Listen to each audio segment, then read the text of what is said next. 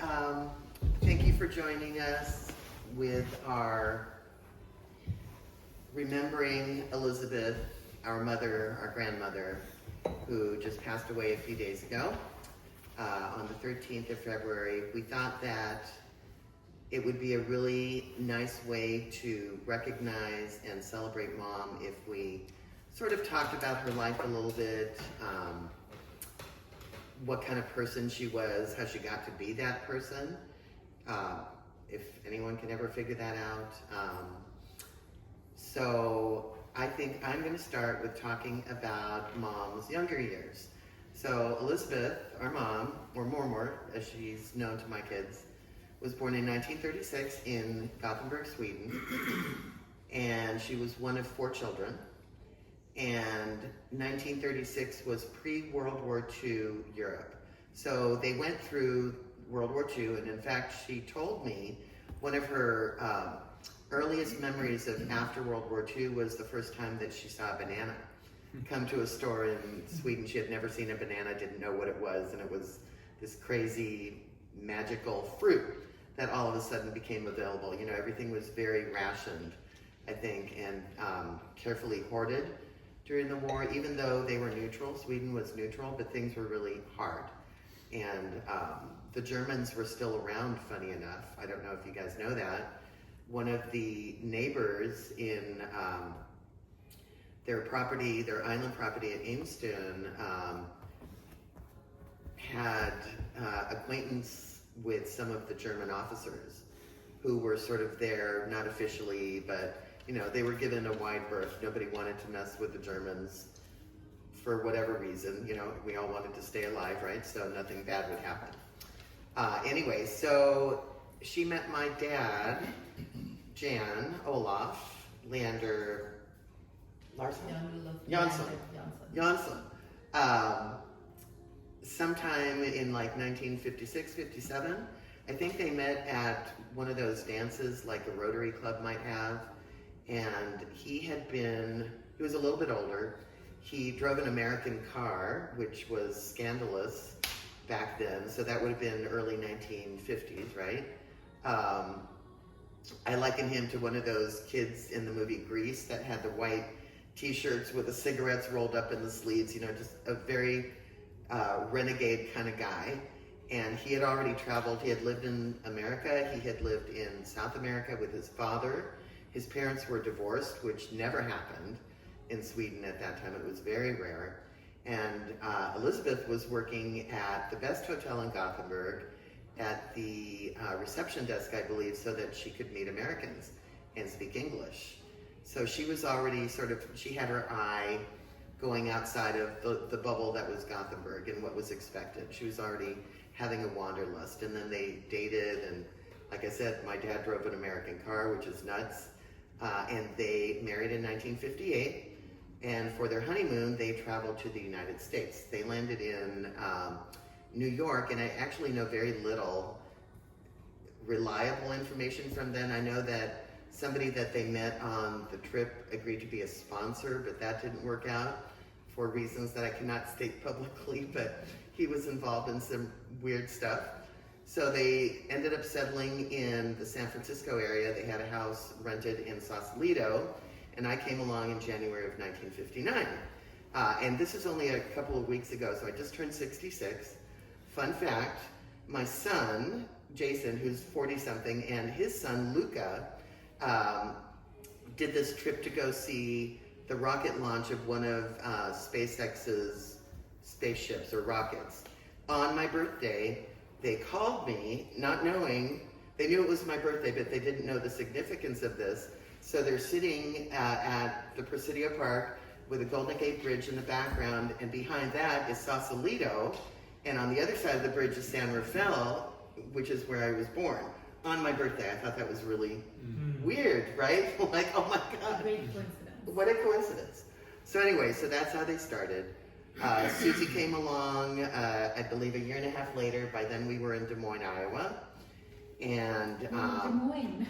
yeah, I think he was working for Schilling or like a spice company at that point in time. And I believe, Actually, I don't know this. So anyway, Susie was born a year and a half later. I have no memory whatsoever. I've seen a few pictures, but that's all I know. And at some point in time, we all moved to Costa Rica in South America, and then ended up in Guatemala. And that was, I wasn't sure, I think he was working for Max Factor, and he got that job because he could speak Spanish because he had lived in Peru. So he was fluent, and that was very rare. And he could speak English and Swedish. So this little family of 4 adventurers again made their way to live in Guatemala eventually. And it just strikes me that it's so, both of them I think were so inspired by, I don't know, the exotic or the travel. You have to remember back then it was not normal. It wasn't frowned upon, but it was extraordinary that they would make these journeys to go live in exotic countries. The United States was a big deal, but then to go to Central America was incredible. So I don't remember it so much, but I've seen photos of them, you know, walking in the markets with the ruins in the background. I don't know if that's Peru or, you know, Guatemala or what it was, but we ended up in Guatemala. And Paul was born in 1965, and they had a summer house on a lake. My dad built these bunk beds that were attached to the walls with chains, so they would fold up when they weren't in use, and then they would come down. I thought that was pretty cool. You need to make one of those. And you know, she was a hostess. I've seen a lot of pictures. I remember a lot of parties, people being over there all the time. They would water ski, and you know, she was beautiful. First of all, everybody knows she was incredibly beautiful. She was so sporty, you know, water skiing and entertaining and cooking and, you know, doing all this stuff. It was just, and plus raising a family, which I think is incredible.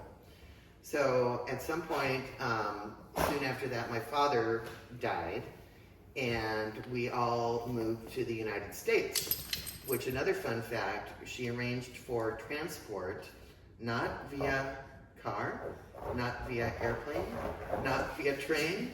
We took a freight ship that had,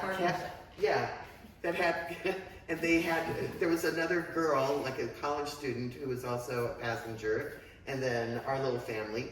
I remember being loaded onto the ship. They sat me down. There was a chair on top of a pallet surrounded by a net, and so you would sit down and they would like tighten the net and scoop you up to bring you up on deck, which is pretty crazy. And that's how we got to the United States. Now, many years later, I asked my mom, it didn't strike me until I was much older, how brave it was of her to take her young family, now as a single mom. This would have been 66 or 67, I want to say, to the United States, where she knew, like, her sister had lived here. She had a few cousins, but nobody really close that she was, you know, that she knew. And she moved us all to Los Angeles. And it didn't occur to me how brave that was or how unusual that was until, you know, recently, actually, 40, 50 years later. And I asked her, I said, why didn't you go home? Like, if I had been in that situation, I would have gone home. And apparently, I don't know if you know this, but more and more far offered to let us use the house in Sweden at Rödagatan. And my mom said, no, thank you. She thought she had a much better opportunity to raise the kids and make her own way in the United States rather than in Sweden. At that time. At that time. In the 60s. Yeah. So I think that's remarkable. She ended up buying a duplex. Paul was saying, or I think you were saying that, or somebody was saying that the rent from the people upstairs paid for the whole thing. So basically we were living rent free. So was it you, Susie, who said she was a real estate tycoon before it got popular? She was really good at math, so that probably helped. So yeah, so we were living basically rent-free by owning this house from the rent from the people above us. And then we moved into a house in Beverly Hills. So the first one, the duplex, was near Beverly Hills, but not in Beverly Hills. And please don't tell anyone, but we actually attended Beverly Hills schools by telling a lie. And then we actually moved into Beverly Hills a little bit later, like a year and a half later. And you know, the fact that she was able to buy and sell houses again as a single mom, working 1 or 2 jobs, you know, working really hard, and doing all this stuff was just incredible. And I'm so grateful because the school was excellent. It was gave us lots of opportunities and really emphasized learning and scholarship. And you know, even though you would think Beverly Hills was, I don't know, sort of a weird place to grow up with, or you know, with kids that were maybe celebrities' children, or you know, and there was some of that, but it was very regular. And you know, you were not allowed to mess around. You were there for learning, and they did a really great job. So that is what I remember of the early years. I should say, I was very rebellious as a youngster, and I didn't appreciate the trouble that I put my mom through just by being negative and not cooperating. I wish I had been nicer, but she still loved me. So I guess it was okay. So anyway, Paul, you were going to do the middle? Well, I just want to add one thing to what you were talking about. So when they were house shopping in the 60s, they were driving around in a very particular area where they ended up buying the duplex. And we had these films, these like, what were they, 8mm film? And so I was living at this house on Olympic and La Cienega. It was a big, giant Spanish house with a huge living room. And I was watching it for the first time. I'd never seen these films, didn't know what they were, and I put it in, and it was my mom and dad driving around, and they focused in on the room that I was in. Wow. And sat there for like 20 seconds, like still. So they had looked at that house for possible buy. So that would have been before the move to Central America. It would have been before, Yeah. Wow. It was really cool. So I want to I'm going to get those into some kind of like DVDs or something. That would be great. Awesome. All right, so I know that because Mom was working so much, Susie and I were, you know, going to school and doing all those things, but like during summer times, it was not unusual for Susie and I to be shipped off to Sweden to spend the summers with our grandparents. And you would have stayed home. Yeah. I don't know what the heck you were doing. But, trouble. but apparently she didn't kill you because they're still here, so that's good. So yeah, so can you, like, how was that, like? Well, it was different because you guys could speak Swedish, and you know, it was just a different thing. So to make up for it, I remember Mom took me to Hawaii one year, which is not bad. I don't know of any 16-year-old kids that get to go for 3 months to spend in Hawaii. So it worked out pretty cool. So we were there for 2 weeks together, and then she had a friend that she'd worked with that had just bought a home on the Big Island, and I had so much fun. I learned how to scuba dive before I got there, so I was able to scuba dive, and I went fishing. We went, we didn't fish in the big billfish tournament, but we went down there and visited, and Mom actually ended up catching, there was a world record there, and she had the paper fell off the fish and landed on her chest. And I so, think I've seen a picture of yeah. this. And so it wasn't her that caught the fish? No. She caught the paper. We were there looking at, and they were like taking pictures of the young girl who caught this big giant fish. Oh, that is so funny. The thing flew off and landed right on Mom. Right. That is why she was laughing so hard. Yeah. Ah. That's why. So pretty cool. So I got to spend the summer and got so bored. I don't know if you can get bored in Hawaii, but I did. 3 months, you can only go so much fishing, so much diving, so much. So I ended up getting a job, and even back then, I came home with $1,500. So best vacation. That's a lot of money too. That's good. Sure. So what was? I know that when you were little, you did a lot of soccer. You were very active and very sporty. So was she there for a lot of that? Yes, she was there, but she was very busy with, you know, she 2 jobs and everything else. And but yeah, she was always there, always had everything I needed. And, you know, it was a good experience and growing up at Roxbury Park. Roxbury Park, that was a great park. Yep. And La Cienega Park. Yeah. So tell us about the introductions that you made to certain gentlemen that you were trying to encourage Mom to date. Oh, yeah. So, yeah, I was, I like to talk a lot. So I used to, I was at Roxbury Park, and I think I was kicking a soccer ball, and some man, you know, got the ball and like gave it back to me, and I started talking to this guy. His name was Howard. Oh, Howard. Yeah. So, you know, I started talking to him. He was asking me questions. Who are you here with? And blah blah blah. And I said, "Come on, you got to meet my mom. She's the best mom." Blah, blah, blah. And so he finally came over and talked to my mom, and they remained friends for what, 20-something years. Oh, long time. And today, Maria and I are still friends with the son, Ward. With Ward, yep. Yeah. So, you know, the way that you reacted to Howard's name, that's how I think we were all really fond We all of loved Howard. I loved Howard. And every time he came over to the house, which was often, I got $5 and a pair of socks. Don't know why. Don't know. Well, he had sons. So He had I think sons. he knew that they went he to the lost socks. knew boys have stinky feet. Yeah. So $5 and a pair of socks. That's so funny. Yeah. That's so funny. So I remember now fast forwarding to a few years later. Even when my mom was in her early 80s, she was getting picked up on. So Maria and I went on a cruise to Alaska with my mom, and we're all sitting down, you know, waiting for dinner to start, like at the cocktail in the lobby, and our mother walks down the stairs, you know, this big entrance, and she's just trying to hold on for dear life. She's just trying not to fly down. But it was like the entrance. But it was like a big entrance. With the and, light and shining so on her. A lovely gentleman comes up to her when she sits down to say what an elegant woman she is.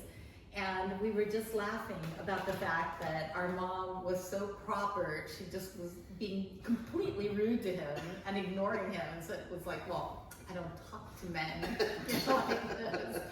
And then he left, and then he came back again to just say it again, something really nice, just not asking for anything, just paying her a compliment. It was very nice. Yeah. And then again, she was really, you know, uppity. And the minute he left, Maria and I both started chastising her, like, how could you be so rude? You know, he's just trying to make conversation. He's paying you a compliment. Just smile. That's all you have to do. You don't have to talk. Just smile, you know. And so then later when we bumped into him, she would smile, you know. So she just, I think it had been so many years that she hadn't been on a date that she didn't know what to, she was like a teenager, you know, like an awkward teenager. She really was. Yeah. And that But was so of the three of us, she was the one who the men paid attention to. Yeah. So I yeah. I thought that was interesting. Yeah. Okay, so I just want to bring up another funny cruise story. So my mom, for my 50th birthday, treated me to a princess cruise. It's the one where it goes from one season to another, so it's like a connecting one. It's supposed to be a less expensive, and it goes up the California coast up to Canada, to Vancouver. Anyway, there's some interesting people on the cruises, and on that particular cruise, there was a man. Every time I saw him, he had toilet paper stuffed in his nose, but hanging out like halfway down his lip. Every single time, right? And he looked a little like Einstein with the crazy hair, and his pants were too short, and just looked so weird. But we ran into that man more times than I could say. Then at the end of the cruise, when they're posting all the pictures of like the captain with the special guests and, you know, blah, blah, blah, there's this guy with the toilet paper hanging out of his nose. And yeah, so he was a special passenger who got a picture of the captain. But, you know, there's funny stuff like that with Mom that are so funny, so funny. And you'll never forget. Yeah. Another thing that I have thinking about this today is that I have mom around everywhere. Like when I look around, if I have something blue, like a blue vase, a blue candle holder, it's from mom. If I have a blue goblet, it's from mom. I look at paintings that I have and it's from mom. The way I dress exactly like my mother. My mother only wore solid colors. I only wear solid colors. I don't wear prints. You know, my mother wouldn't wear prints. And, you know, of course we have our differences, but I'm so much more like her than I am not like her. So many influences. Even the house, when we remodeled our house like 8 years ago, I was basically going for the Spanish style house that we grew up in. It's like, I want Spanish style. Like I know, I understand it, I lived it, and it was all mom's house that I was kind of recreating in my own version. You know what, that is so interesting. I think you're right, 100%. 100%. White walls, big artwork, lots of angels. Angels, what is it with and angels? blue glass. I have like different versions of Michael, the what was he, the archangel or whatever, the warrior, the soldier. Like I have 10 different Michaels in my house. Why? Talking about the South American influence, but it's not really South American influence, it's mom influence, is the terracotta warriors that I have, that I've just collected. I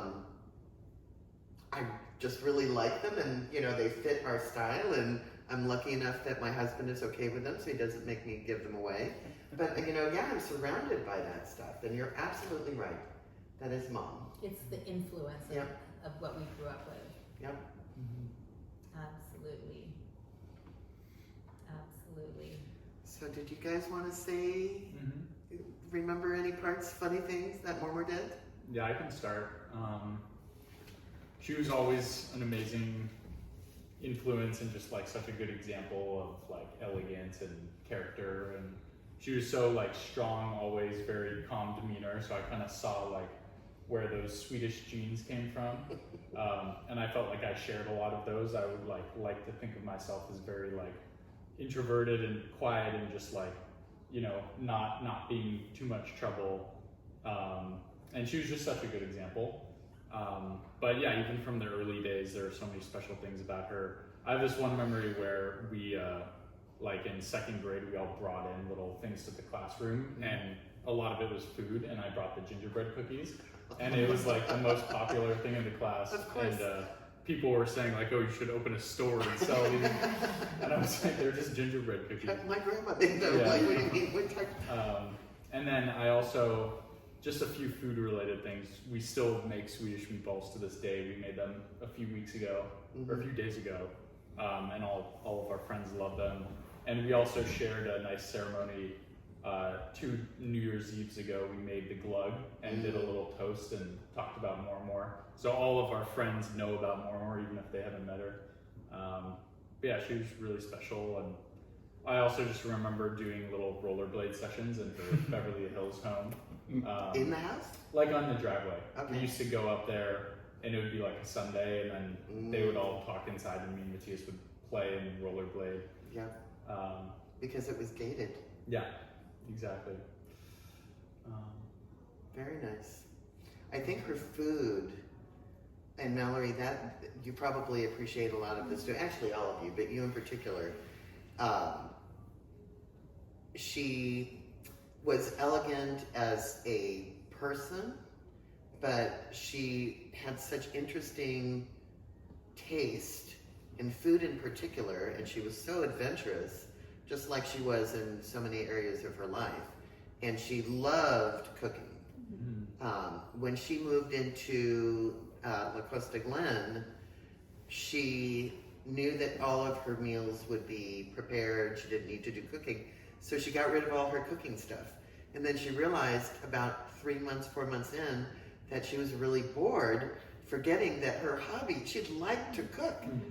She really wanted to cook. So fortunately, she was able to get new cookware so she could start with the ginger cookies again and, sharing things with her new friends that she was meeting there. Yeah. but she loved it. Do you guys have that cookbook? Yes, we do, and we frequently Refer to it. We also, I also appreciate that Mormor used to always take us to IKEA for those Swedish meatballs there, and she used But our to. meatballs are so And much the better. Swedish fish. Yeah. Well, yeah, homemade is better, but Yeah. she also used to bring me because she knew I love cinnamon rolls, so she would bring me the Oh, IKEA yeah. Oh, 10 yeah. cinnamon roll basket, Mm. which was always really special. And actually, when I was moving to San Francisco after college, we got lunch one day, and it was the first time where I really feel like she talked to me like an adult, because we had never had a one-on-one hangout where I was, that age. And so she really told me some cool stories. She told me about living in Sausalito, and then how they came to the US and like the car they bought, and it was really cool to hear like what you were saying earlier, how adventurous they were. And it was actually Really surprising. incredible. It was surprising to me. It's like, how did you decide to move here without knowing anybody before Google and Google Maps? I think they were adventurous. Yeah. That they were just, And with Kindred- no job lined up. they were, yeah. And they let them in. I would have been really mad at my kids had they done something like that, but no, they were on this adventure, and they were brave about it, and they prepared as well as they could, and had a great positive attitude, and they were Swedish, which always helps. And they made it work. They made it work. What about you, little man? I feel like there are many different sides of Mormor that I got to see over the years, and I appreciate all of them. Like there was I feel like a lot of people have referenced the elegant Mormor, and I think that was very apparent to people who would just see her. There was the sort of like instructive or corrective Mormor. Like I remember in middle school, I think I had a spelling homework where I had to like memorize 10 different complex words and spell them correctly. And I had been looking at a dictionary and kind of like cheating on the assignment, and she was here babysitting me. And she had a sit down like correctional moment where she taught me like to not cheat, essentially, when I was like 11 or 12. So that was a good memory. But I think one of the ones that sticks out is like, why is Mormor? So I remember in my early 20s, I had gone through kind of like my first big breakup with a romantic partner. And I remember explaining to her, to you, or to a group of people that I was like really nervous about running into my ex in like a restaurant with her new boyfriend, or like, I was just kind of nervous about that situation. And Mormor she pulled me to the side and gave me this advice, which is, if you run into her and you run into this like new boyfriend she has, all you need to do is go up, say, hey, I hope you're doing really well, wish you the best, and walk away. And it was like a level of pragmatism and wisdom that I thought was just like so beautiful, and that I took with me and I still think about all the time. So lots of really beautiful memories, and I just feel extremely fortunate that we got to live near her and take advantage of her as just a presence in our lives. I feel really honored that she was able to come to my graduation from University of Chicago just 2 years ago, which I think was maybe the last big trip she did. She'll be someone I think about daily for the rest of my life, and someone whose mark is just very deeply left on me. So I think on this whole family. Yeah. I really think so. Her in particular, I mean, Jan he's remembered fondly, but the person who really shaped us as a whole family, I really think so, was Elizabeth. And I know that she will be sorely missed by everyone. All of my friends that I've talked to that had met her have said very nice things about her. Everybody loved her. She was just a lot of fun. And I hope she's up there enjoying her chocolate peppermint martinis that she loved, or maybe I thought it was in Manhattan. that.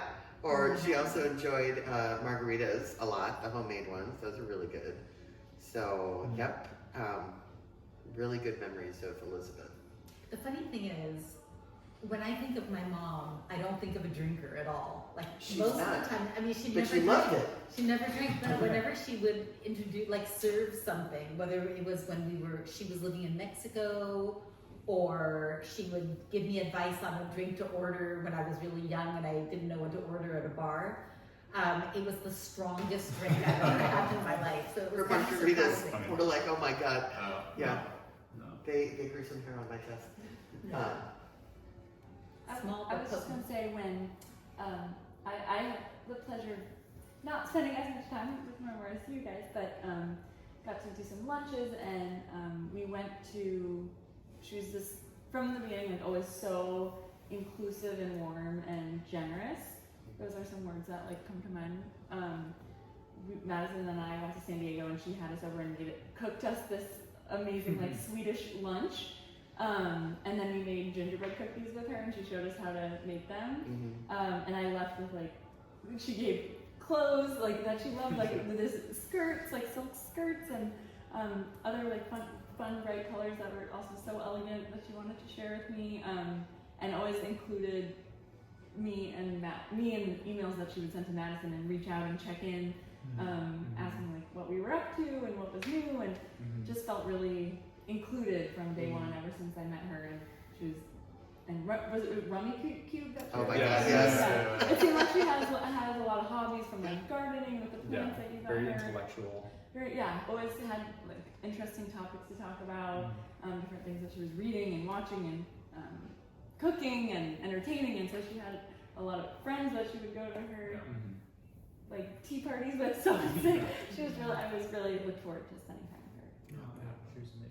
The word that comes to my mind is like she had such a rich life. Like she had so many phases and experiences and tried so many different things. Like nothing about it was bland or expected or vanilla. Like it was very, very rich. And deliberate. Yeah. Yeah, she was in the driver's seat of Yep. her own life, for sure. And it's a real testament to her strength of character. I think that she was able to raise 3 quite successful children who have families, successful families of their own. It's her. She was truly a matriarch, I think, of our family. Had influence over everybody. She was involved with, even my grandkids, so it would be her great-grandchildren. She was very involved. But this Rummy Cube thing, so I have a challenge. She taught me how to play. I don't remember it at all, but I have a challenge for all of us, maybe all of you watching this, to go learn a Rummy Cube. And we're going to push it forward and make it a thing. We'll see. We actually have a Rummy Cube game here that was She probably did. donated by Mormor. Oh, really? By her mom. Yeah. So maybe that's one of the fun things that we'll do with her, among many other things. I think we should have a toast to Mormor. Oh, Where's your glass? it's okay. Oh, thank you. Okay. One more. To Elizabeth. To Elizabeth. To Elizabeth. Cheers. Oh, Skål. yeah, school.